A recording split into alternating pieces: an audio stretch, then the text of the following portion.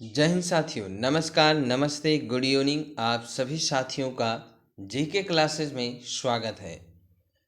जो भी साथी यूपी बीएड प्रवेश परीक्षा की तैयारी कर रहे हैं, सभी लोग जल्दी से क्लास में जुड़ जाएं।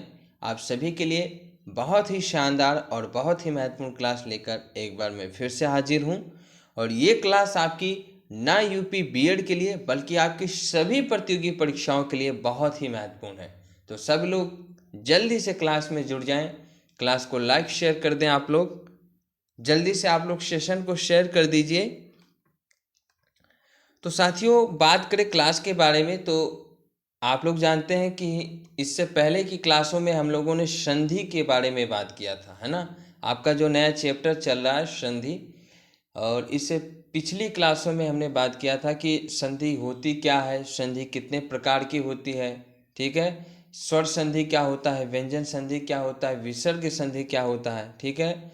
और फिर हमने स्वर संधि के बारे में बात किया था, और हमने बात किया था कि स्वर संधि जो होती है वो आपके 5 प्रकार की होती है, ठीक है। और पांचों प्रकार की संधियों के बारे में हमने विस्तार से चर्चा किया है। तो स्वर संधि आपका कंप्लीट हो चुका है। आज की इस क्लास में हम लोग व्यंजन संधि के बारे में बात करेंगे। व्यंजन संधि के जितने भी नियम हैं उन सभी को हम लोग देखेंगे। तो चलिए क्लास की शुरुआत करते हैं। और क्लास की शुरुआत करूं उससे पहले आप सभी साथी जो चैनल पे नए आते हैं, सबसे पहले आप चैनल को सब्सक्राइब कर लें, बेल आइकन को प्रेस कर दें तथा ऑल पर क्लिक कर दें, ताकि जो भी क्लास का नोटिफिकेशन होगा वो आपको सबसे पहले मिल जाए। क्लास अगर आपको पसंद आए, क्लास को लाइक कर दें, अपने सभी मित्रों, अपने सभी सहपाठियों में शेयर कर दें, और कमेंट बॉक्स में कमेंट करके ज़रूर बताइएगा कि ये क्लास आपको कैसा लगा, ठीक है। और आप हमारे टेलीग्राम चैनल से भी जुड़ सकते हैं, इसका लिंक आपको वीडियो की डिस्क्रिप्शन बॉक्स में मिल जाएगा। तो चलिए शुरुआत करते हैं व्यंजन संधि के बारे में, और ये सब हमने पिछली क्लासों में पढ़ लिया है, ठीक है। आज हम लोग बात करने वाले हैं व्यंजन संधि के बारे में। स्वर संधि आपका कंप्लीट हो चुका है। स्वर संधि में आपके दीर्घ, वृद्धि संधि, यण संधि और गुण संधि, आयाधि संधि ये भी आपके कंप्लीट हो चुका है। तो आज की इस क्लास में बात करने वाले हैं हम लोग व्यंजन संधि के बारे में। व्यंजन संधि क्या होता है, सबसे पहले इसी पे बात करते हैं। तो संधि में हमने देखा था कि दो वर्णों का आपस में जुड़ना होता है, ठीक है, और जुड़ कर के नया शब्द बनता है, नया वर्ण बनता है, ठीक। तो यदि दोनों वर्ण के संधि में, हमने स्वर संधि में बात किया था कि जब दो वर्णों का संधि होता है तो उसमें पहले शब्द का अंतिम वर्ण स्वर होता है और दूसरे शब्द का प्रथम वर्ण आपका स्वर होता है। लेकिन अब व्यंजन संधि की बात करें तो इसमें क्या होता है कि यदि दोनों वर्ण के संधि में पहला वर्ण व्यंजन तथा दूसरा वर्ण व्यंजन अथवा स्वर हो तो इस प्रकार की जो संधि होती है उसे व्यंजन संधि कहते हैं। यानी व्यंजन संधि में यह निश्चित है कि जो प्रथम शब्द होगा, आपका जो पहला शब्द होगा, उसका अंतिम वर्ण आपका व्यंजन ही होना चाहिए, ठीक है, और दूसरे शब्द का प्रथम वर्ण आपका व्यंजन हो या फिर स्वर हो। तो यदि दोनों वर्ण के संधि में पहला वर्ण व्यंजन तथा दूसरा वर्ण व्यंजन अथवा स्वर होता है तो वह संधि आपकी व्यंजन संधि कहलाती है। जैसे सत प्लस नयन, सत प्लस नयन। अब ये सत में आप देखिए जो तय है ये शुद्ध हलंत वाला है और इसी को हम लोग व्यंजन कहते हैं। तो सत जो शब्द है इसका अंतिम वर्ण जो है आपका वो क्या है, व्यंजन है। फिर नयन, नयन भी आपका एक शब्द है और नयन का जो प्रथम वर्ण है वो भी आपका एक व्यंजन है जो कि क्या है, न है। तो सत प्लस नयन का क्या हुआ, संधि हुआ, मेल हुआ, ये आपस में जुड़े और जुड़ने के बाद में आपका जो नया शब्द बना वो बना आपका सच्चयन। और सच्चयन जो शब्द बना है ये जो संधि है इसको हम लोग व्यंजन संधि कहते हैं, ठीक। आई बात समझ में। तो व्यंजन संधि में क्या होता है, व्यंजन संधि में पहला वर्ण आपका व्यंजन होता है और दूसरा वर्ण आपका या तो व्यंजन या फिर स्वर होता है। ठीक, क्लियर है। चलिए, अब व्यंजन संधि के कुछ महत्वपूर्ण नियम हैं, उन नियमों के बारे में हम लोग बात करते हैं। इसमें पहला नियम कहता है कि यदि वर्ग के पहले वर्ण का तीसरे में परिवर्तन हो जाता है। देखिए, व्यंजन संधि में क्या नियम है। जो पहला नियम कहता है कि वर्ग के पहले वर्ण का तीसरे में परिवर्तन हो जाता है। ठीक है, प्रत्येक वर्ग का जो पहला वर्ण है, संधि होने के बाद में व्यंजन संधि में वो तीसरे वर्ण में परिवर्तित हो जाता है। जैसे किसी वर्ग के पहले वर्ण, अब पहला वर्ण क्या होता है आपको पता है कि हिंदी वर्णमाला में 5 वर्ग होते हैं। कै वर्ग, पै वर्ग, कै वर्ग, चै वर्ग, टै वर्ग, तै वर्ग और पै वर्ग। इनको हम लोग स्पर्श व्यंजन या वर्गीय व्यंजन कहते हैं और इनकी संख्या 25 होती है। तो ये जो आपके प्रत्येक वर्ग का पहला वर्ण होता है, पहला वर्ण कौन सा, कै, चै, टै, तै और पै, इनका जब मेल होता है, इनका जब जुड़ाव होता है किसी अन्य शब्द के प्रथम वर्ण से, है ना, इनका जब मेल किसी स्वर अथवा अंतःस्थय व्यंजन, अंतःस्थय व्यंजन क्या होता है, ये, रे, ले, व। ठीक है, तो प्रत्येक वर्ग का जो पहला वर्ण है, जब उसका मेल अथवा जुड़ाव किसी स्वर अथवा अंतःस्थय व्यंजन या रालावा से होता है, तो किसी वर्ण से होने पर, है ना, होने पर वर्ग का पहला अक्षर अपने ही वर्ग के तीसरे वर्ण में परिवर्तित हो जाता है। तीसरे वर्ण में परिवर्तित हो जाता है क्या मतलब है, कै आपका गे में परिवर्तित हो जाएगा, चे आपका जे में परिवर्तित हो जाएगा, टे आपका डे में परिवर्तित हो जाएगा और तय आपका दै में परिवर्तित हो जाएगा और पै होगा वो आपका बै में परिवर्तित हो जाएगा। ठीक है, तो पहला नियम कहता है कि वर्ग के पहले वर्ण का तीसरे में परिवर्तित हो जाता है, यानी तीसरे में परिवर्तन हो जाता है। ठीक है, उदाहरण से समझते हैं। जैसे दिक् प्लस अंत, दिक् प्लस अंत।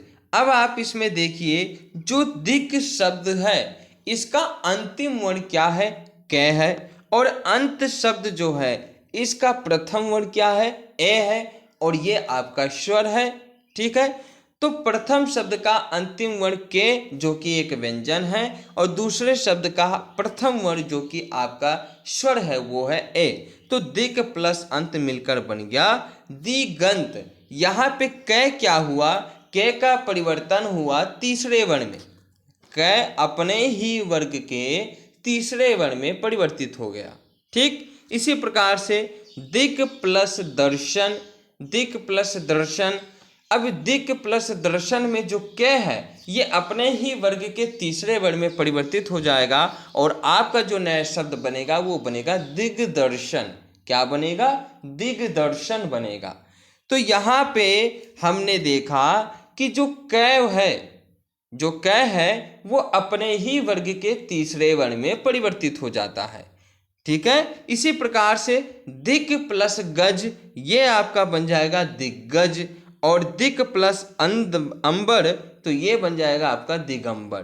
तो कुल मिला के ये बात है कि जो प्रत्येक वर्ग का पहला वर्ण होता है व्यंजन संधि में, यदि प्रत्येक वर्ग का पहला वर्ण किसी स्वर अथवा अंतःस्थय व्यंजन से जुड़ता है या मेल होता है तो वो अपने ही वर्ग के तीसरे वर्ण में परिवर्तित हो जाता है। कंप्लीट, आई होप आपको क्लियर हो गया होगा। ठीक, आगे बढ़ते हैं और कुछ और उदाहरण से इसको समझते हैं। जैसे वाक धन वागीश, वाक धन वागीश, ओहो ये थोड़ा दिक्कत हो गया है, चलिए कोई बात नहीं। वाक धन वागीश, तो ये आपका हो जाएगा, है ना, ये आपका हो जाएगा वागीश। ठीक है, क्योंकि यहाँ पे कै का परिवर्तन हो गया है गे में। दिक् प्लस विजय, दिक् प्लस विजय, तो दिक् प्लस विजय का क्या हो जाएगा, दिग्विजय। दिक् प्लस विजय का दिग्विजय हो जाएगा। कै जो है वो गे में परिवर्तित हो गया। वाक प्लस दत्ता तो ये हो जाएगा वागदत्ता। ऋक् प्लस वेद तो ये हो जाएगा ऋग्वेद। अच प्लस अंत तो ये हो जाएगा आपका अजंत। अच प्लस आदि आजादी। षट प्लस आनन षडानन। षट प्लस रिपु षडिष्पु। भगवत प्लस भजन भगत भगवत भजन। उत प्लस योग उद्योग। अप प्लस जय अब्ज और सुप प्लस अंत सुबंत। तो कुल मिला के क्या देखा हमने कि जो प्रत्येक वर्ग का पहला वर्ण है वो अगर किसी स्वर अथवा अंतःस्थ व्यंजन से जुड़ता है तो वो अपने ही वर्ग के तीसरे वर्ण में परिवर्तित हो जाता है। अब यहाँ पे कुछ नोट है उसे आप समझ लीजिए। जब पहले शब्द का अंतिम वर्ण शुद्ध व्यंजन तथा दूसरे शब्द का पहला वर्ण भी व्यंजन हो तो जुड़ने के बाद आधा वर्ण प्राप्त होता है। इसके विपरीत यदि दूसरे शब्द का पहला वर्ण स्वर हो तो पूरा वर्ण बनता है। ठीक है, तो व्यंजन संधि में जो आपका नियम है, पहला नियम, उसके अंतर्गत ये देखा गया है कि जब पहले शब्द का अंतिम वर्ण आपका शुद्ध व्यंजन है और दूसरे शब्द का प्रथम वर्ण वो भी आपका शुद्ध व्यंजन है, तो जब दो शुद्ध व्यंजन आपस में जुड़ेंगे, मेल होगा, तो वहाँ पे आपको आधा वर्ण प्राप्त होगा। तो व्यंजन संधि की पहचान हो गई कि आपको शब्द में आधा वर्ण मिलेगा। और जब आपका जो पहला शब्द है पहला शब्द जो है उसका अंतिम वर्ण यदि आपका स्वर है ना, सॉरी माफ कीजिएगा, यदि आपके प्रथम वर्ण का प्रथम शब्द का अंतिम वर्ण आपका व्यंजन है और दूसरे शब्द का प्रथम वर्ण आपका स्वर है तो यहाँ पे आपको पूरा वर्ण प्राप्त होगा। क्लियर है? ठीक, जैसे सुप प्लस अंत सुबंत, यहाँ पे आपको सुबंत में देखिए बै जो है वो आपको पूरा प्राप्त हुआ है, लेकिन यहाँ पे अप प्लस जय में देखिए तो यहाँ पे आपको अब्ज प्राप्त हुआ क्योंकि यहाँ पर जे जो है ये भी व्यंजन है और पे भी आपका व्यंजन है, लेकिन यहाँ पर पे आपका क्या था व्यंजन और ए आपका क्या था स्वर था। ठीक है, क्लियर है आपको? चलिए आगे बढ़ते हैं। और जैसा मैंने आपको बताया था कि व्यंजन संधि की पहचान के लिए मैं आपको साथ साथ जुगाड़ भी बताने जाऊंगा, है ना, जुगाड़ भी आपको मैं बताता जाऊंगा ताकि आपको आसानी रहे। तो अब जुगाड़ की बात करते हैं कि व्यंजन संधि की पहचान कैसे करेंगे आप। तो देखिए, यदि शब्द के बीच में ग, जय, ड, द और ब आए तो व्यंजन संधि हो सकता है। यदि शब्द के बीच में ग, जय, ड, द और ब आता है तो वो आपका व्यंजन संधि होगा। क्लियर है? ये आपको कहीं पे आधा मिलेगा तो कहीं पे पूरा मिलेगा। ठीक, जहाँ आधा है तो वो तो आपका 100% व्यंजन संधि होगा। क्लियर है? चलिए अब दूसरे नियम की बात करते हैं। दूसरा नियम कहता है कि वर्ग का जो पहला वर्ण है वो पांचवें वर्ण में परिवर्तन हो जाता है। वर्ग के पहले वर्ण का पांचवें वर्ण में परिवर्तन हो जाता है। कैसे होता है आइए देखते हैं। यदि किसी वर्ण के पहले वर्ण, अब किसी वर्ग का पहला वर्ण क्या हो सकता है? क हो सकता है, च हो सकता है, ट हो सकता है, त हो सकता है और प हो सकता है। तो यदि किसी वर्ण के पहले वर्ण, है ना, यदि किसी वर्ग के पहले वर्ण क, च, ट, त, प का मेल किसी अनुनासिक वर्ण से होता है, किसी अनुनासिक वर्ण से होता है तो उसके स्थान पर उसी वर्ग का पांचवा वर्ण आ जाता है। दूसरा नियम कहता है कि यदि किसी वर्ग के पहले वर्ण का किसी अनुनासिक वर्ण से मेल होता है या जुड़ाव होता है तो उस वर्ण के स्थान पर उसी वर्ग का पांचवा वर्ण आ जाता है। जैसे अगर के का जुड़ाव किसी अनुनासिक वर्ण से होता है तो के स्थान पे इया आ जाएगा, च के स्थान पे के स्थान पे अणे आ जाएगा और च के स्थान पे इया आ जाएगा। ट के स्थान पे अणे आ जाएगा और त के स्थान पे न आ जाएगा और प के स्थान पे मैं आ जाएगा।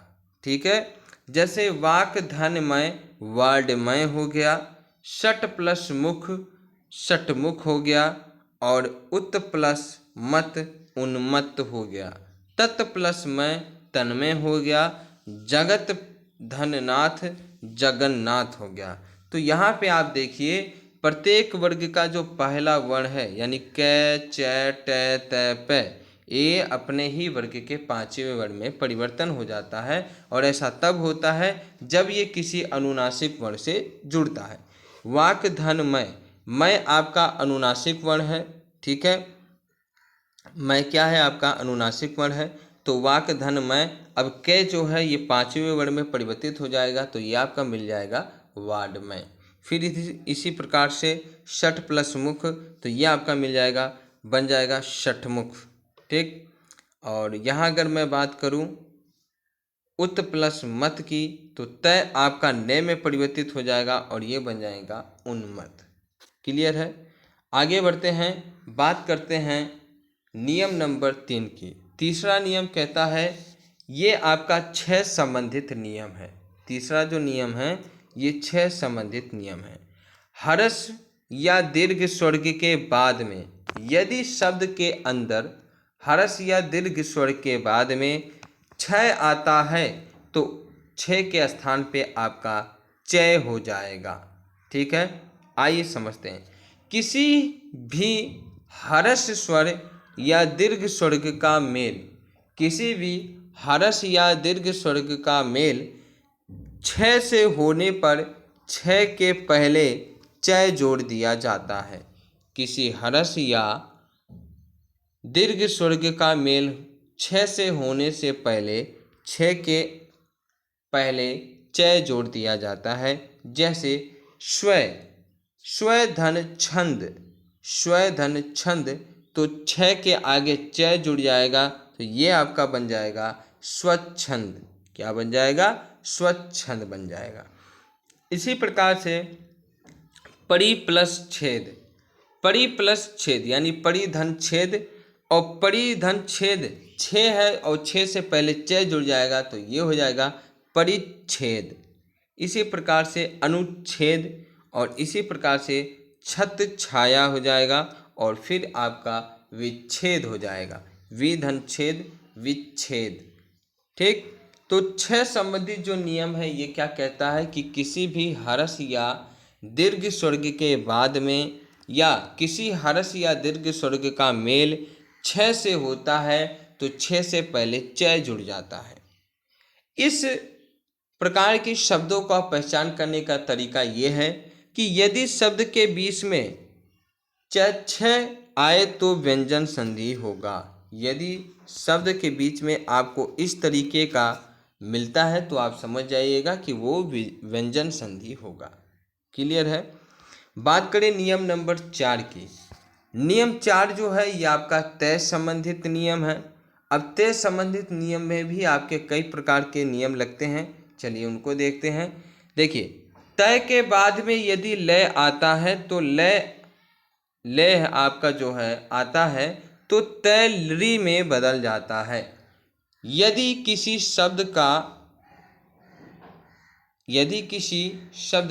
किसी प्रथम शब्द का अंतिम वर्ण तय है और उसके बाद में जो दूसरा शब्द है और उसका वर्ण यदि प्रथम वर्ण ल है तो लय के स्थान पर तय जो है वो लिरी के रूप में आ जाएगा। जैसे उत प्लस लास, तो ये हो जाएगा उल्लास, ठीक। तत् प्लस लीन तल्लीन हो जाएगा। उत प्लस लेख उल्लेख हो जाएगा। तो कहने का मतलब ये है कि तय के बाद में यदि लय है तो तय लिरी में बदल जाएगा। दूसरा नियम कहता है कि तय के बाद में यदि जय है, तय के बाद में यदि जय है तो तय जय में बदल जाता है, तो तय आपका जय में बदल जाता है। जैसे सत प्लस जन, सत धन जन सज्जन, सत धन जन सज्जन। जगत धन जननी जगत जननी। विपत प्लस जाल विपजाल एंड उत प्लस झटिका उज्झटिका। तो कहने का मतलब है कि यदि तय के बाद में जय आता है, यदि तय का जुड़ाव जय से होता है तो तय के स्थान पे जय आ जाएगा, ठीक। क्लियर है। तीसरा है कि तय के बाद में यदि ट डय हो तो तय आपका डय में बदल जाता है।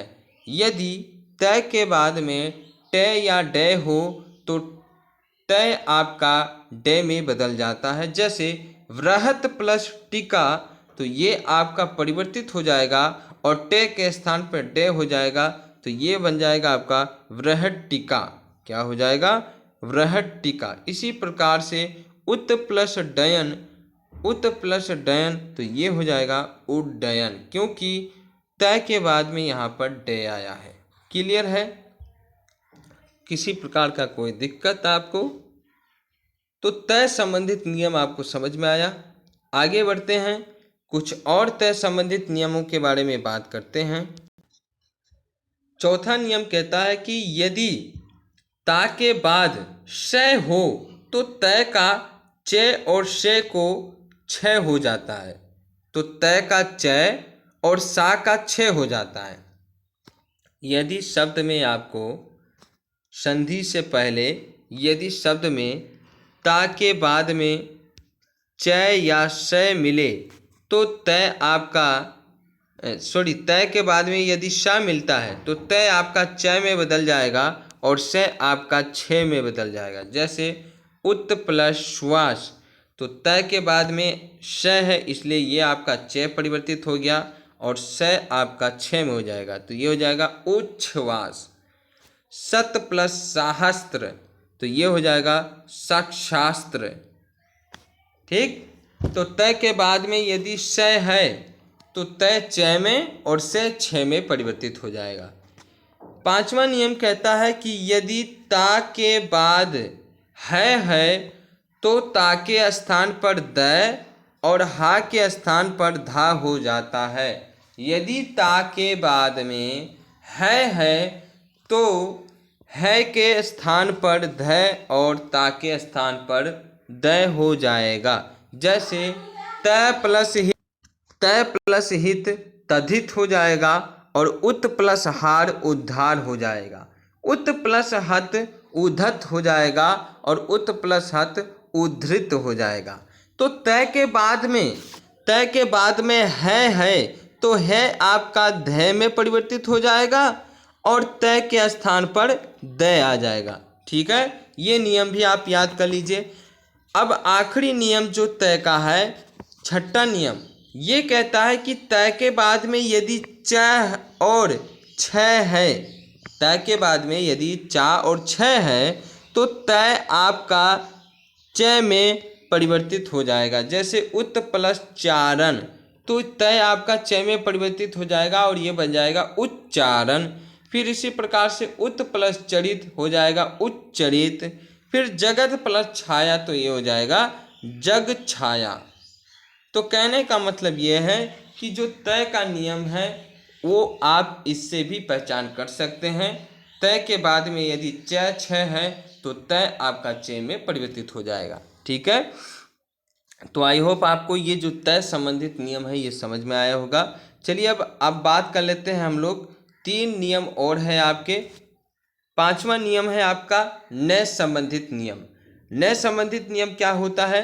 देखिए, यदि री र श के बाद में यदि शब्द के अंदर आपको री र और श के बाद में नय व्यंजन आता है तो नय का अणय हो जाता है, नय का अणय हो जाता है। जैसे परि प्लस नाम परिणाम हो जाएगा, प्र प्लस मान प्रमाण हो जाएगा, राम धन अयन रामायण हो जाएगा, भूष धन अन भूषण हो जाएगा, कृष्ण धन नय कृष्ण हो जाएगा, शोष धन अन शोषण हो जाएगा, विष्णु धनु विष्णु हो जाएगा, तृष धन ना तृष्णा हो जाएगा, ऋ धन ना ऋण हो जाएगा, भर धन ना भ्रण हो जाएगा, किम धनतु किंतु और हर धन न हरण हो जाएगा।